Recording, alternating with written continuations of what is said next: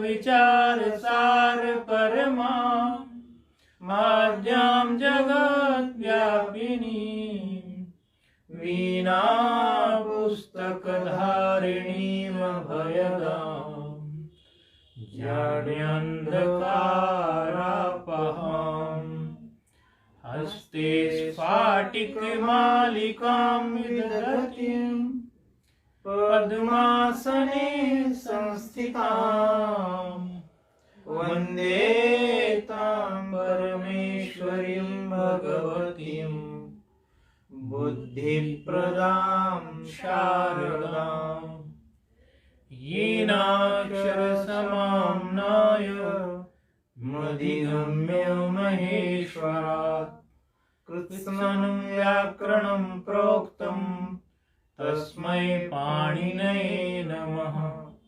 वाक्यकारं वररुचिं भाष्यकारं पतञ्जलिं पाणिनिं सूत्रकारं च प्रणतोऽस्मि मुनित्रयम् नत्वा सरस्वतीं देवीं शुद्धां गुण्यां करोम्यहम् पाणिनीयप्रवेशाय लघुसिद्धान्तकौमुदीम् ऐ ऋ ऋक् ए ॐ ऐ औच् हयवरट् लण् यमगणनं झभय घड़धस् जवगणदश खपचटथचटतौ कपय शससर हल इति माहेश्वराणि सूत्राणि।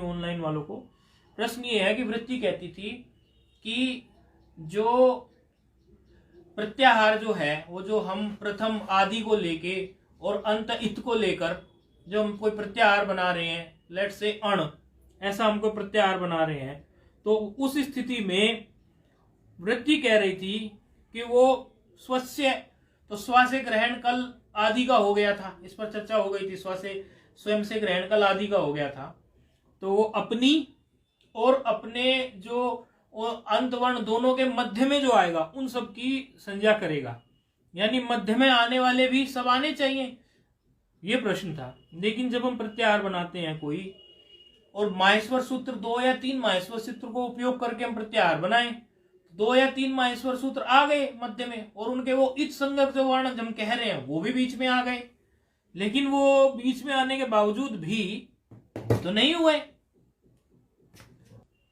इसमें क्या है कि पाणिनि जी का ऐसा मानना है, तो मानना ऐसे ही नहीं होता, उसका प्रमाण मिलेगा कि हमें प्रत्याहार बनाने के समय जो इत संज्ञक वर्ण आ जाए, प्रत्याहार के समय बीच में मध्य में अगर कोई इत संज्ञक वर्ण आ गया मध्य में, हम उसका ग्रहण नहीं करेंगे। इसका क्या प्रमाण है? ये तो बात ठीक है, इसका प्रमाण होना चाहिए, वो मेन बात थी बताने की। नहीं तो ऐसे तो पहले भी बोल देते कि पाणिनि लेते नहीं है, उनको अभिष्ट नहीं है। इसका उन्होंने स्वयं के सूत्र में प्रमाण दिया है। देखो क्या प्रमाण है। स्वामी जी का ये सूत्र है, मतलब मुनि जी का,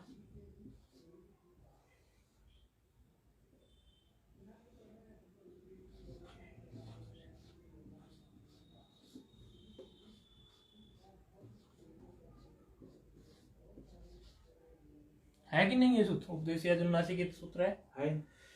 अच्छा, कुछ अब आ रहा किसी को आइडिया?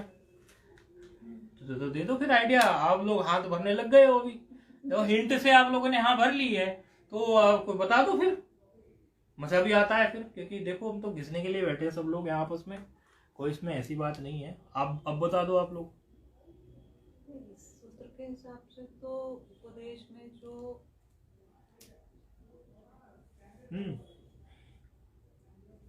नहीं बोलो, अगर गलत आ रहा है तो बोलो, हो सकता है आ जाए निकल के। नहीं आ रहा, चलो ठीक है। देखो, अगर हम ये मान लेते कि पाणिनि जी को, जैसे हमने अक प्रत्याहार बनाया, अक प्रत्याहार में क्या क्या वर्ण आ गए? आ, ई, उ, री, आ गई। अच्छा, अब हम ये मान के चलते हैं कि अक प्रत्याहार में हमें अक प्रत्याहार बनाया, तो अक प्रत्याहार के हिसाब से अक और एक अच बना लेते हैं। अच से क्लियर हो गई बात, क्योंकि इसमें अच का जिक्र है ना, अच का ही मेन जिक्र है इसमें। अच प्रत्याहार बनाएंगे तो अच प्रत्याहार में क्या आएंगे? आ, ई, उ, री, री, सभी ऐसे नो ए ओ आई ओ, यहां तक आ जाते हैं ना इसमें। अब ये जो वर्ण इसमें आ गए अच प्रत्याहार में, अगर हम ये मान के चलते, क्योंकि इसमें अच का जिक्र है इसलिए अच लेना पड़ा, कि पाणिनि जी ने इसमें, अभी तो हमने ये उस दृष्टि से बनाया कि पाणिनि जी को ये इनके बीच के वर्ण अभिष्ट नहीं है, बीच में इत संज्ञक। यदि हम ये मान के चले, उल्टा सोचें, वैसे ही जैसा तार्किक कह रहा है कि नहीं वो भी होने चाहिए, तो फिर क्या बनेगा अच प्रत्याहार? ठीक है, ये भी आ जाएगा। अच्छा, री, री, ये भी आ जाएगा।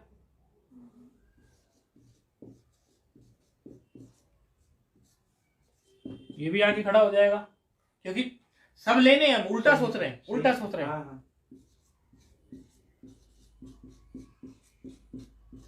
ये भी आगे खड़ा हो जाएगा। चलो इसको नहीं रखेंगे, ये कह देंगे कि भाई अंत वाले को हम नहीं लेते, चलो इसको ना भी लें। अगर अंत के लिए तो चलो उन्होंने निर्णय दे दिया, लेकिन मध्य अंत के लिए तो उन्होंने बोला ही है कि अंतिम और उसको लेते हैं, उसको जोड़ते, लेकिन मध्य के लिए हम उनकी बिल्कुल लिखी लिखाई बात पर चलते हैं, ना इधर सोचते ना उधर सोचते। तो फिर क्या होगा? होगा ये कि अच प्रत्याहार के अंतर्गत हमारा यहाँ पर जो अच हम लेके चले हैं ना, अच, ये उपदेश और ये जो अच लेके चले हैं, इसमें अब हमारा यहाँ पर ये ककार भी आ गया कि नहीं आ गया? अच्छा, उपदेश अच, एकार भी आ गया, ओकार भी आ गया, अंगकार भी आ गया, एकार भी आ गया, ओकार भी आ गया। उसके हिसाब से हमें समस्या क्या खड़ी हो जाएगी कि ये तो हटा दूं थोड़ा,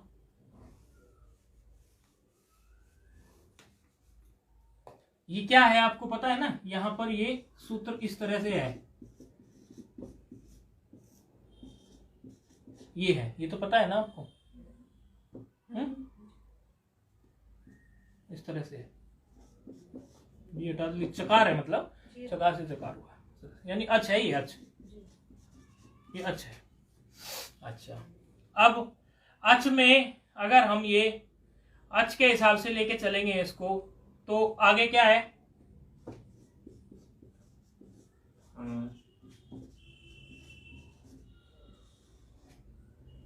अनुनासिक है कि नहीं है? अनुनासिक है। अब हम क्या करेंगे इसमें? सकारस्थ,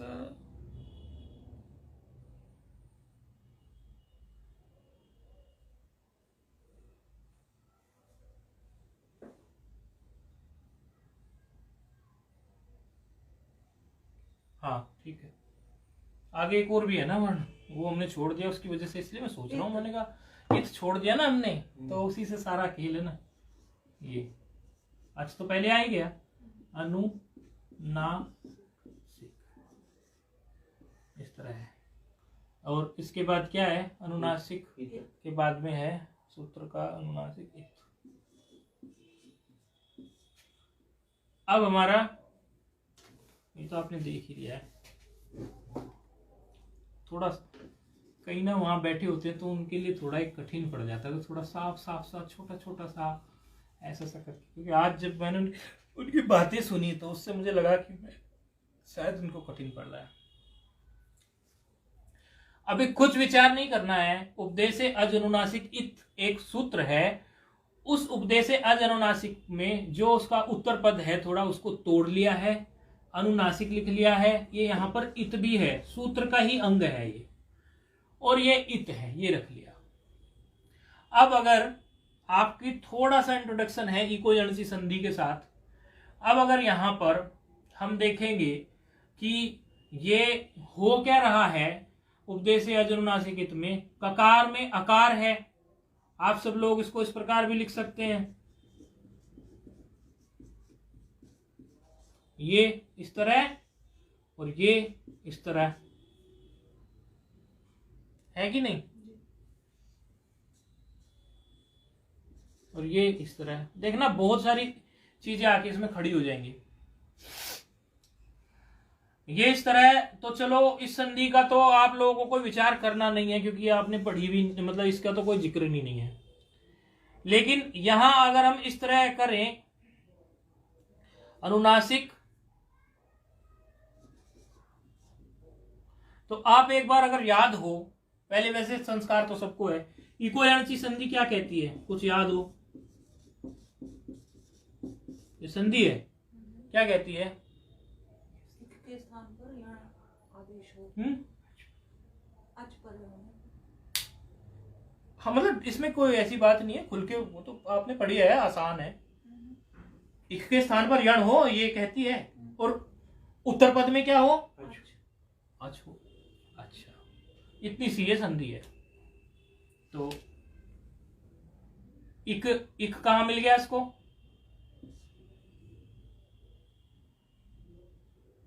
ऐसे है ना ये,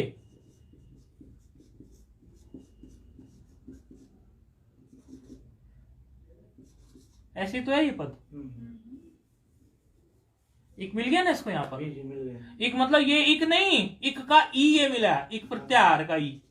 इसको इक मत समझ लेना, ये भी एक गड़बड़ हो जाए, बात छोटी सी घूम जाती है। फिर वो होती बहुत सरल बात है, लेकिन कई बार हमारे समझने में हो जाती है भूल। ये जो ई है ना, सा के बाद ई, कई बार ये भी कंफ्यूजन हो जाता है। ये मात्रा पहले लगी है तो हम सोचते हैं तो सा के पहले है, नहीं, आप उसको प्रोनाउंस करके देखिए वो कैसे प्रोनाउंस होती है। अनुनासिक बाद में ही हो रही है ना वो उच्चारण उसका, तो वो सा के बाद में ही होती है। अच्छा, छोटी बड़ी की जो है दीर्घ की और हर्ष की, उसकी इससे पता चल जाता है कि ये दीर्घ हो गई और ये इसके सिर पे सींग नहीं है तो ये हर्ष है। तो कई बार ये समस्या हो जाती है। तो ये तो एक वैसे इक प्रत्याहार के स्थान पर फिर यण आदेश हो जाता है। ये सूत्र कहता है इको यणची, आप लोगों ने पढ़ा होगा। इक प्रत्याहार में 4 वर्ण ये आते हैं, ई, उ, री और ली, और उनके स्थान पर यण आदेश हो जाता है, या, र, व और ला, ये आदेश हो जाता है। या वर अला, हाँ, हयावा रट, हाँ, उल्टा वो एक गड़बड़ हो जाएगी तो उसमें तो लगता ही वो है। क्या लगता है, क्या गड़बड़ होगी? वैसे गड़बड़ क्या होगी ये बताइए। चलो, अगर हमने ऐसे लिख दिया, गलत लिख दिया, गड़बड़ क्या हो जाएगी? कौन से सूत्र की गड़बड़ हो जाएगी? पढ़े पढ़ाए लोग हो आप?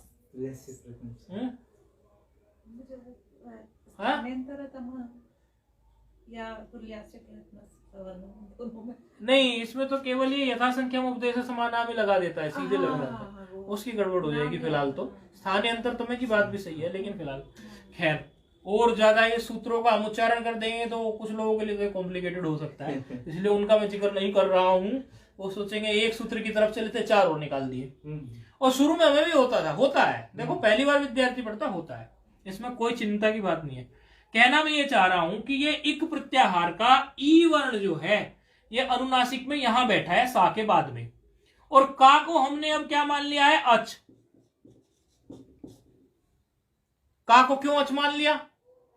क्योंकि हमने मध्य वालों को सबका ग्रहण किया है, तो अच प्रत्याहार के अंदर आ गया का आ गया ना अच प्रत्याहार के अंदर।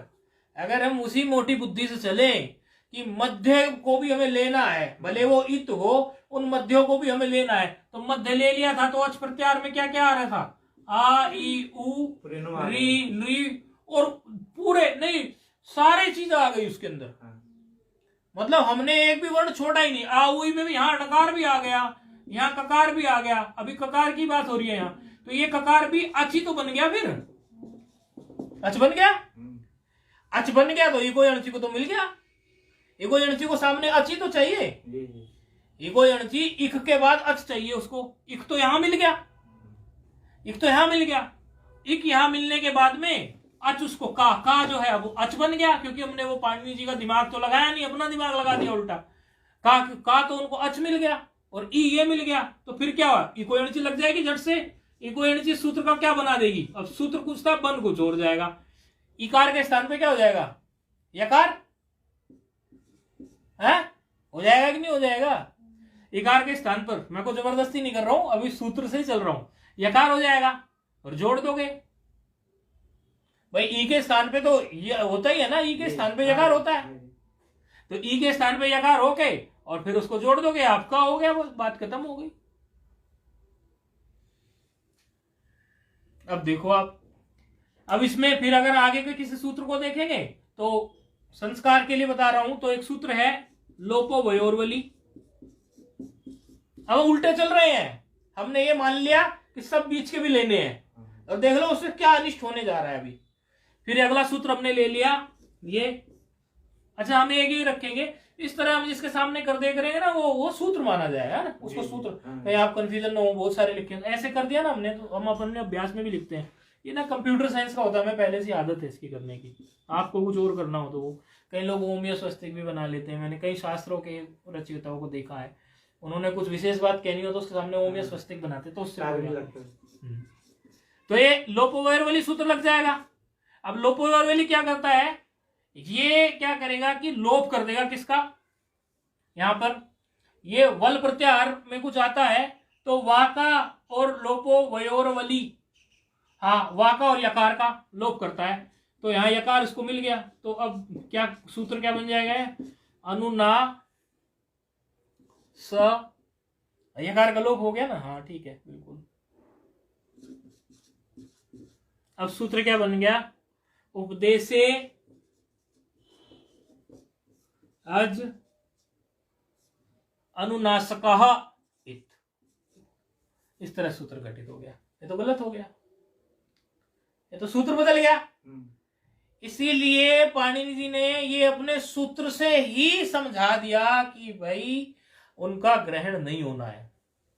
ऐसी कई बातें आप लोगों के सामने आएंगी, कई लोग इस बात में बोलते हैं, ये कहते हैं कि पहले बात समझ में आई क्या, फिर से बता दूंगा, नहीं आए फिर से लूं, ठीक है। सूत्र है हमारा, पाणिनि जी ने बनाया हुआ है, हमने तो स्वयं बनाया नहीं है, और इस सूत्र से वो ये समझाते हैं। और गजब की बात क्या है ना,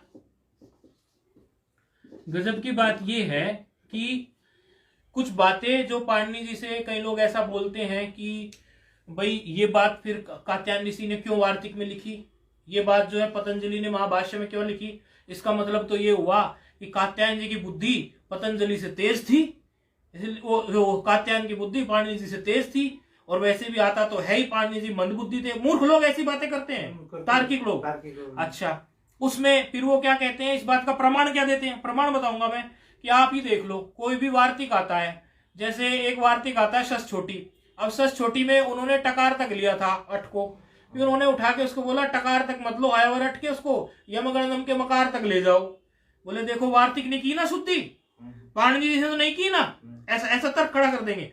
यानी कि कात्यायन उनके गुरु भाई थे, उनकी बुद्धि तेज थी, उन्हीं ने उनको डांटा था कि आप अपनी बुद्धि तेज करने के लिए, फिर वो तपस्या करने गए। और दूसरा इसका क्या अर्थ निकालते हैं, चूंकि पाणिनि जी विद्वान बन गए तो उनके विद्वान बनने की वजह से फिर कात्यायन जी को चिड़त होती थी, तो जहां तक उन्होंने बोला वो उसमें कमी निकाल के नया वार्तिक खड़ा कर देते थे। मैंने सुनी है ये बातें व्याकरण वालों से, और कैसे कैसे तार्किक लोग ऐसी बातें करते हैं। लेकिन उसका उत्तर पता है क्या है, उसका उत्तर ये है कि पाणिनि जी ने ये समझा कि सारी बातें मैं उनको एक एक चीज बता के नहीं बोलूंगा, मैं अपने सूत्र में ही उस सूत्र का कुछ घटित कर दूंगा। जो मैं बात कह रहा हूं अपने सूत्र में उसको दर्शा दूंगा, समझने वाला उसको सूत्र में समझ लेगा।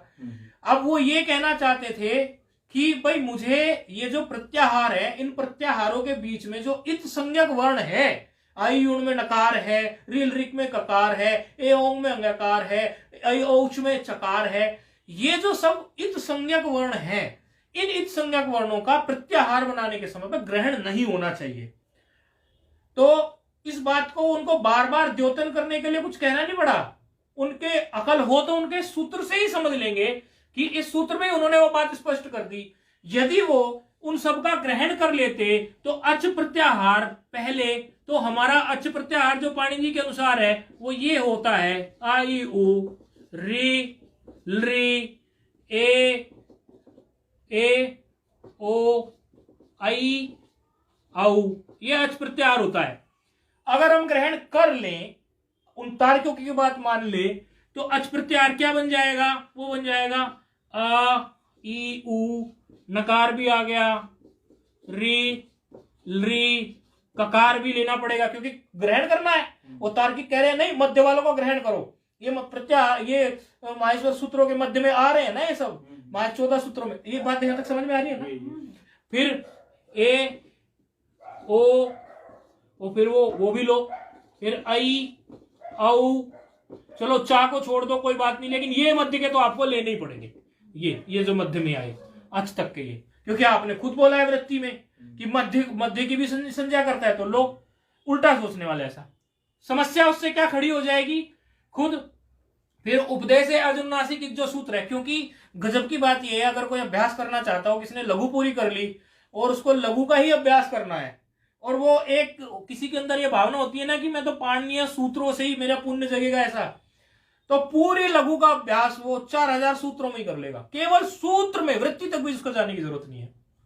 अगर उसकी खोपड़ी ठीक है, सारी संधियां उसमें मिल जाएंगी सूत्र में ही, सारे रूप बन जाएंगे, सारी रूप सिद्धि सुबंत तिंगंत कृदंत सब उसको पाणिनि जी के स्वयं के सूत्र में ही। इसके लिए हमारे एक गुरु जी हमें ये बात कहा करते हैं कि पाणिनि जी बहुत गजब के आचार्य हैं। वो क्या करते हैं, जिस ट्रेन से हमें सामान लाना है, उस पहिए लाने हैं, उसी ट्रेन के पहिए ले आते हैं। बोले करते करते अपने सूत्र में ही बात बोल देते हैं।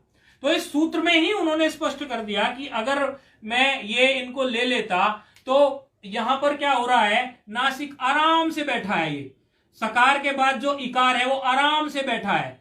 अब वो सकार के बाद इकार आराम से बैठे में कोई संधि हो ही नहीं सकती, लेकिन अगर मैं वो सकार के बाद जो इकार और इकार के बाद जो ककार है, ये ककार को अगर मैंने अच में ले लिया, क्योंकि तो अच प्रत्याहार बन चुका है, अभी तक बात समझ में आ रही है ना, अच प्रत्याहार ये बन चुका, अब ये अच प्रत्याहार बन चुका तो ककार तो अब अच हो चुका, अर्थात ये ककार अच है।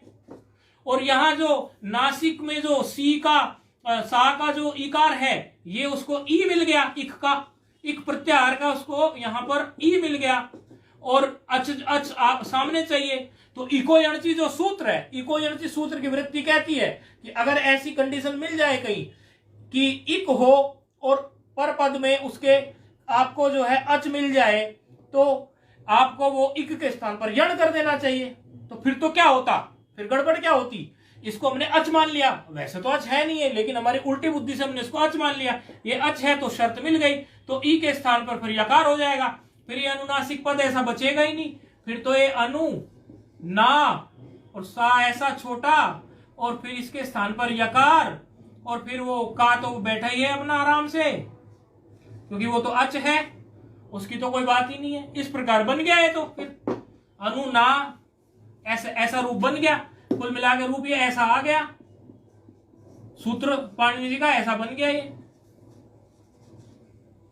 ऐसा सूत्र बन गया। फिर इसमें एक और सूत्र होता है लोपो वयोरवली, वो भी लग जाता है। उसकी कुछ कंडीशन इस प्रकार है कि वह वल प्रत्याहार परे हो तो वकार का और यकार का लोप हो जाए, तो वल प्रत्याहार मिल ही रहा है, वल प्रत्याहार मिल रहा है, ये वल प्रत्याहार के अंतर्गत आ रहा है, तो यकार का उसको लोप करना है, तो फिर फाइनल क्या बन जाएगा, अनु ना सक। हो गई गड़बड़, सूत्र बिगड़ गया पूरा।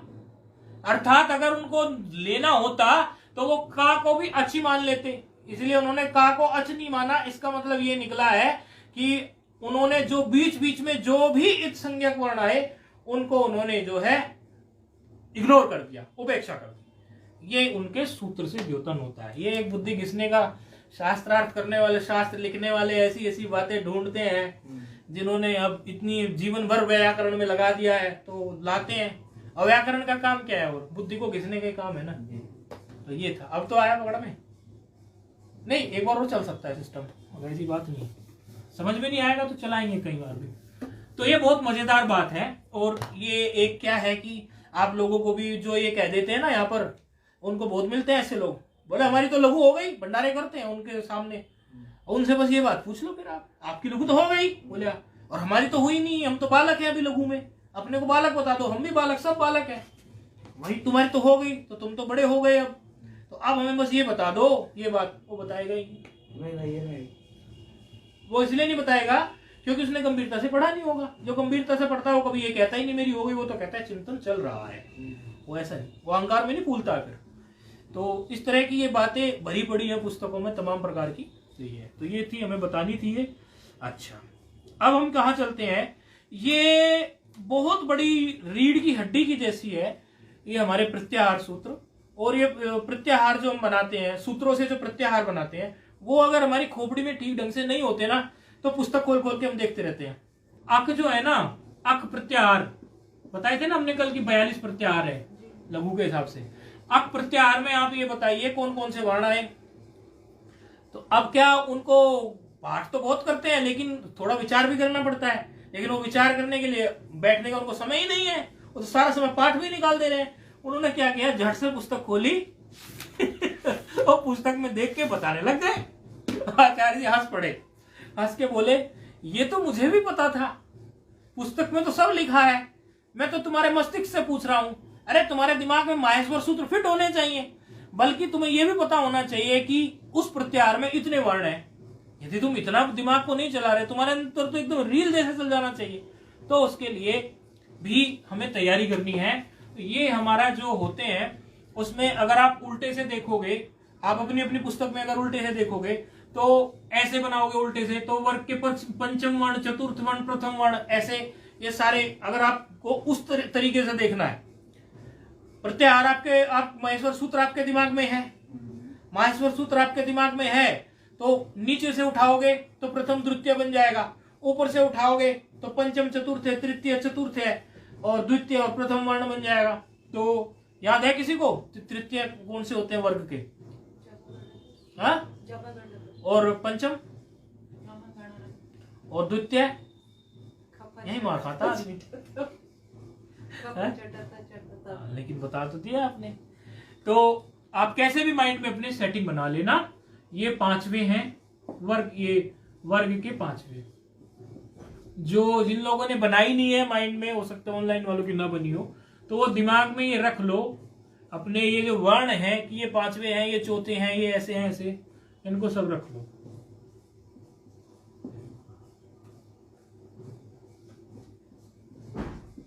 ये पांचवे हैं। अच्छा, हर एक में है भी 5-5, इसलिए हमें गिनने में आसानी भी होती है।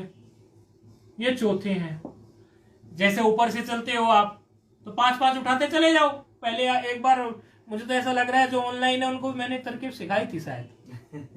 तो याद तो आप लोगों को आराम से हो गए होंगे, या देख लो आप लोग। मुझे लग रहा है ऐसा, जैसे मैंने आप लोगों को बताया है ऐसा मुझे याद आ रहा है। कोई रह गया होगा एक आध, जैसे कई बार ऐसा होता है पाठ में उस दिन छुट्टी हो गई हो। बाकी मैंने बताया था कि इसके याद करने के कई तरीके हैं, आप अपना तरीका लगाओ। हमेशा ये नहीं होना चाहिए आचार्य ये बोलने लगे इसी तरीके से याद करो। किसी की बुद्धि में कैसे भरता है, किसी की में कैसे। उद्देश्य है आपके दिमाग में हो जाना चाहिए। तीसरे जबगढ़ 10,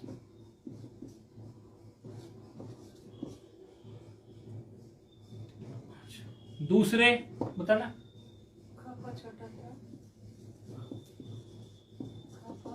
खा छ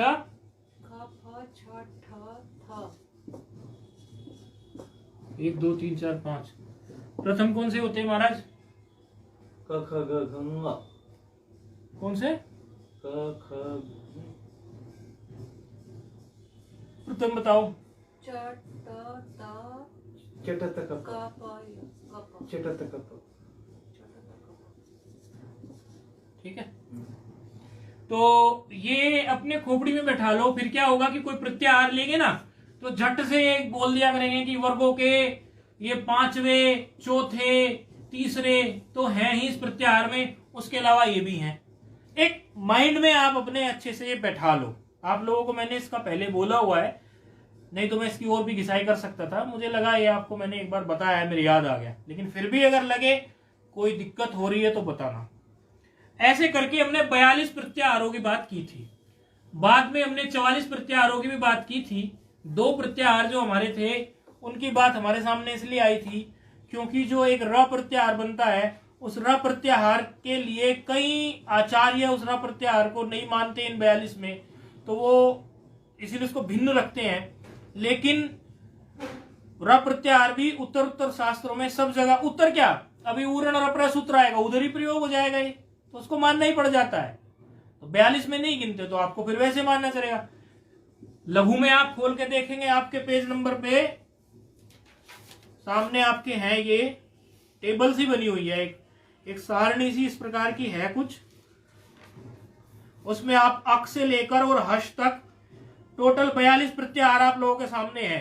अक से लेकर हश तक ये टोटल 42 प्रत्याहार आपके सामने है। अक चट अण अण अम अल, ये अण आपको 2 दिख रहे हैं, इसमें आपको कंफ्यूजन हो रहा होगा, तो इसकी व्याख्या आगे के सूत्र में आएगी कि 2 अण हैं, दो अण प्रत्याहार उन्होंने क्यों ले लिए, तो इसकी व्याख्या आगे उर्ण रपर सूत्र इसकी व्यवस्था देगा कि क्या इसमें होना है। अनुदित सवर्ण से चा प्रत्यय इसकी व्यवस्था देगा, उर्ण रपर नहीं, अनुदित सवर्ण से चा प्रत्यय इसकी व्यवस्था देगा।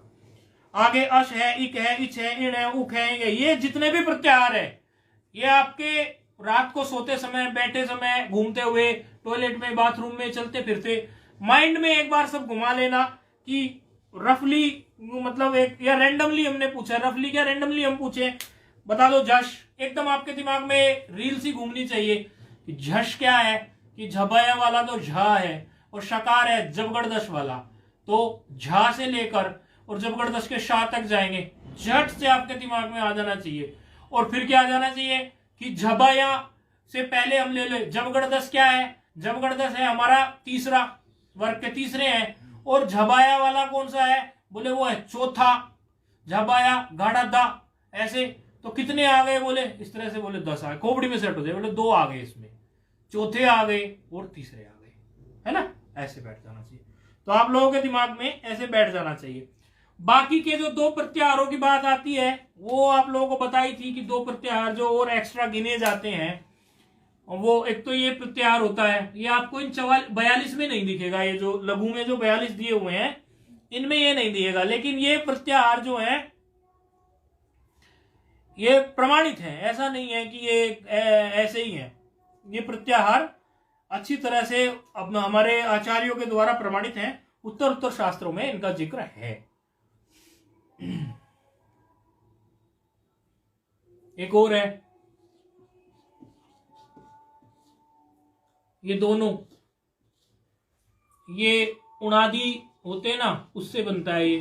कल आपने स्वामी चाय बताया था, हाँ वो गलती से लिख दिया होगा हमने, चाहे ये वार्तिक पाठ का है, ऐसी गलती हुई हो, इन्होंने बताया हमें कि कल हमने चय लिख दिया उणादि में, ऐसी लिखने में अगर त्रुटि हमारी हुई है, हुई होगी अवश्य, तो इसको सुधार कर लें।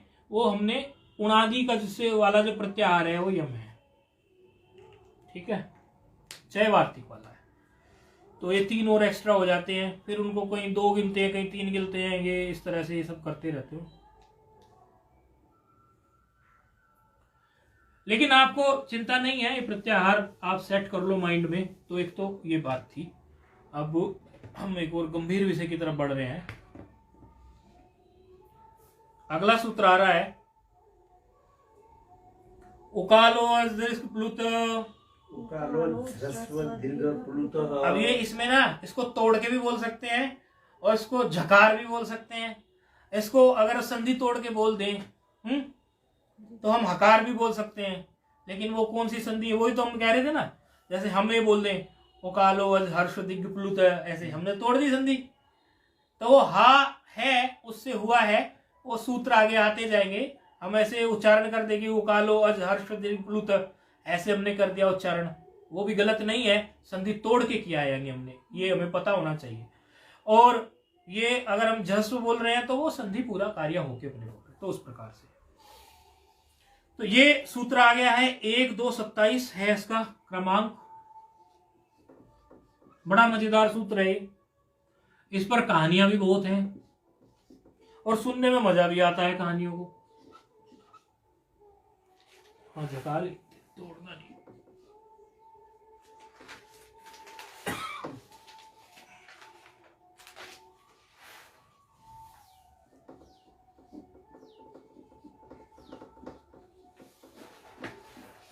इस पर कहानियां भी हैं और उससे भिन्न भी कुछ और हम बताएंगे आपको, वो आगे के 2 सूत्रों में, 2-3 सूत्रों में आती है वो बात, पता नहीं आज कवर होगी कि नहीं होगी, हम तो रोज चाहते हैं रोज कवर हो जाए। आपके लिए जो तैयार करके रखा है वो चीज, जो हम कह रहे थे कि विशेष चीज बतानी है, फिर आप कहोगे कह तो दिया था मैं, बताया आज तक नहीं है।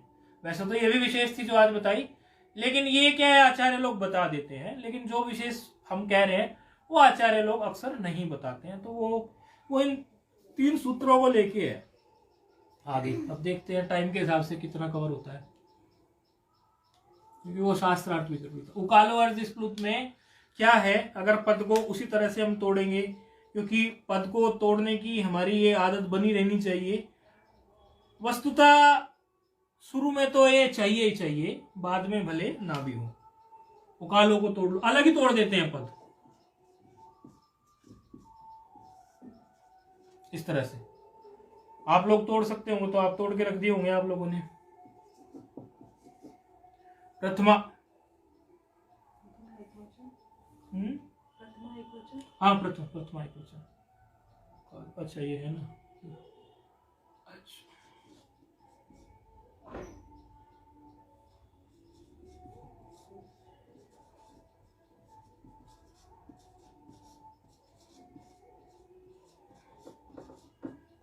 इस तरह से है। इसमें 3 पद हैं। थोड़ी सी गलती क्या कर देते हैं हम, कई बार हमने देखा है कि ये हम हार्स्व दीर्घ प्लुत को अलग अलग तोड़ देते हैं। कई बार इसको अलग अलग लिख देते हैं कि हार्स्व दीर्घ प्लुत, लेकिन ये इनमें समास है, इसलिए ये एक ही पद बनाया हुआ है। हार्स्व दीर्घ प्लुत ये एक ही बनाया हुआ है, तो समास है हाथ में। ये भी प्रथमा है, ये भी प्रथमा।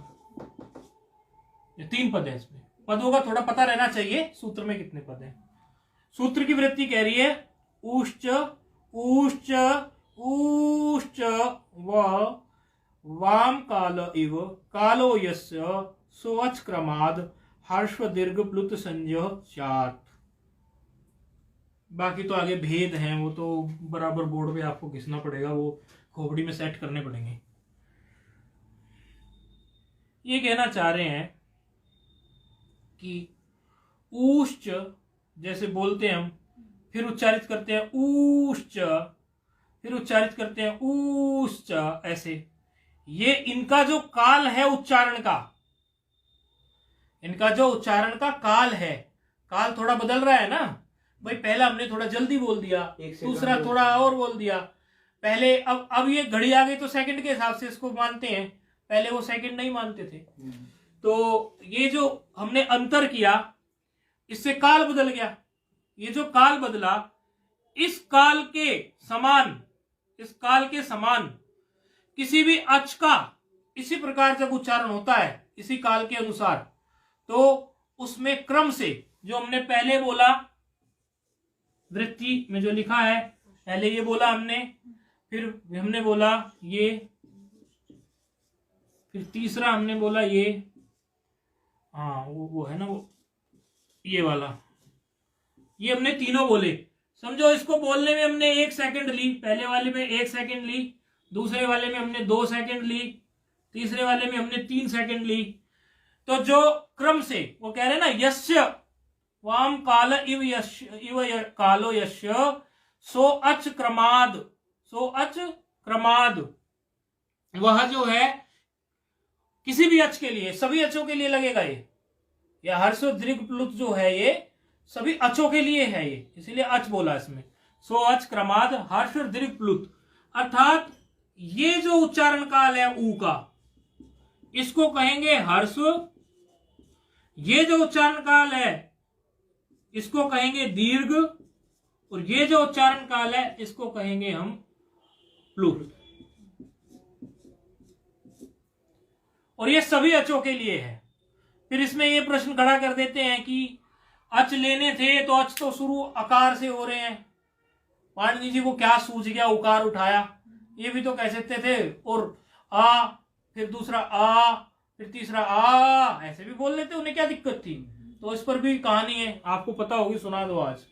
आप भजन कहानी अच्छा सुनाते हैं, मुझे पता है, आपका भजन मैंने सुने हुए हैं। कुछ आइडिया है इस प्रकार उन्होंने आकार क्यों नहीं लिया, उकार क्यों लिया?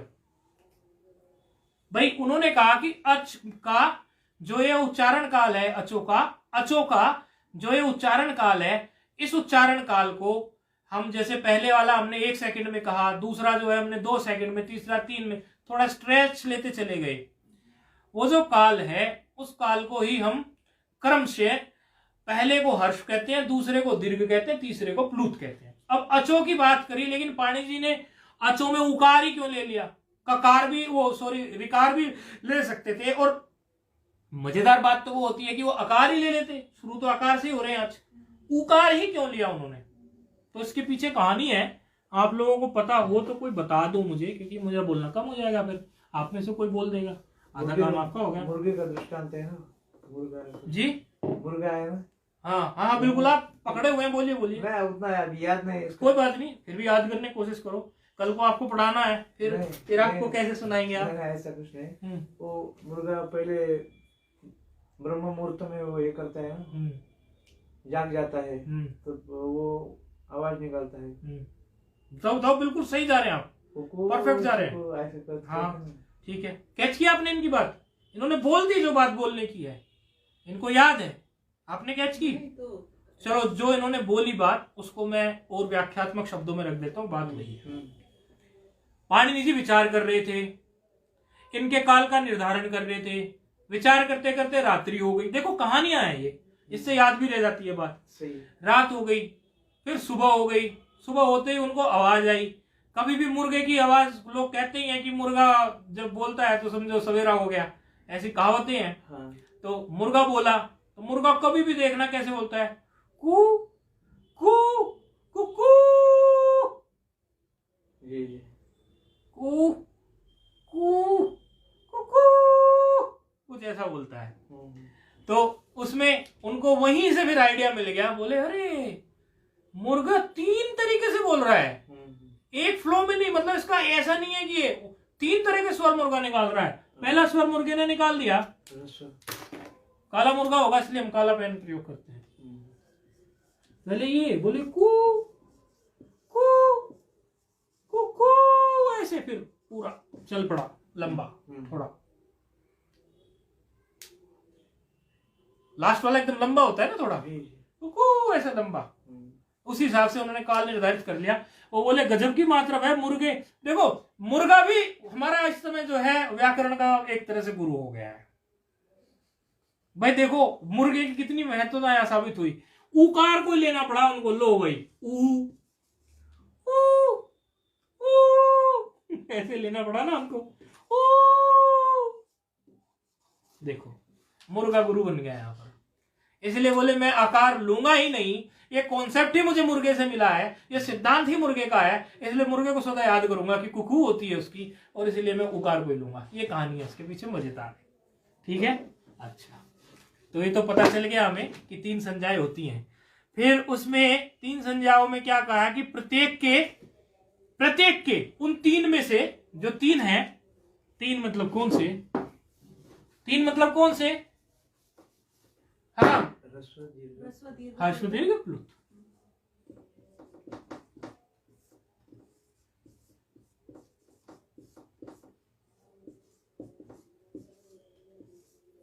उन 3 के भी प्रत्येक के, क्योंकि स्पष्ट कहा उन्होंने, स प्रत्येकम उदात्त आदि भेदेन त्रिधा, और टिप्पणी दे दी नीचे 2 नंबर पे, स प्रत्येकम उदात्त आदि भेदेन त्रिधा की टिप्पणी दे दी। कहते हैं स लब्ध हर्ष आदि संज्ञोच। टिप्पणी कोई वही अर्थ समझा सकता है यहां पर? आप लोगों से मैं इसलिए पूछ लेता हूं क्योंकि आप से मुझे उम्मीद रहती है आप बता ही देंगे, इसीलिए, नहीं तो मैं पूछता नहीं, स्वयं ही पढ़ाता चला जाता ना। टिप्पणी का अर्थ कर सकता है कोई? 2 नंबर टिप्पणी है सूत्र की वृत्ति में, उसमें लिखा है स लब्ध हर्षवादी संज्ञकोच।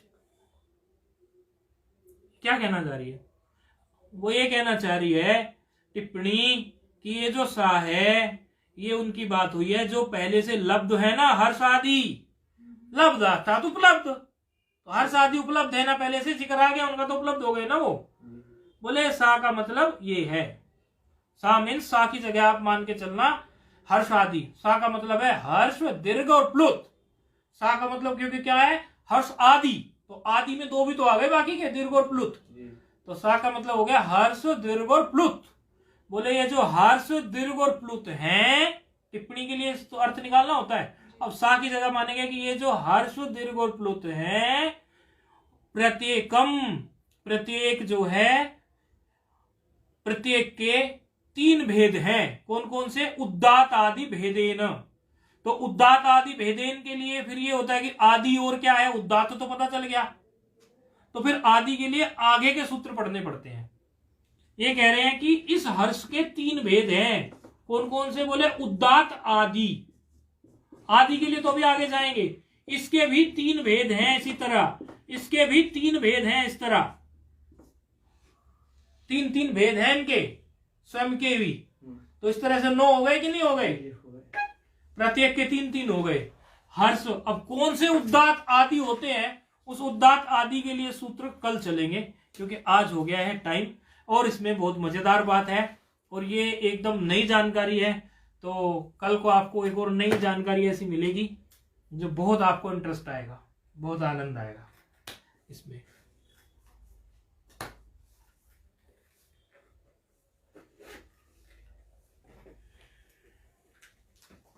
उदात आदि में जो आदि की बात हुई है, वो आदि को लेंगे कल कि वो आदि क्या है, और उस आदि में पूरा कर्मकांड छिपा हुआ है, उसके बारे में बताएंगे। जो अक्सर लोग स्किप कर देते हैं, उनको जानकारी नहीं होती, कुछ नहीं होती। कर्मकांडी तो हम भी नहीं है, लेकिन अब हम तो खुद वेदांती हैं, कर्मकांडी नहीं है, वेदांती हैं। लेकिन क्योंकि हमें तो ये बात जम गई थी। कौन सी? देखो ये देखिए यहाँ पर कर्मकांडियों की, देखो ये बात हमें जम गई थी 10 वर्ष पहले, 9 वर्ष पहले।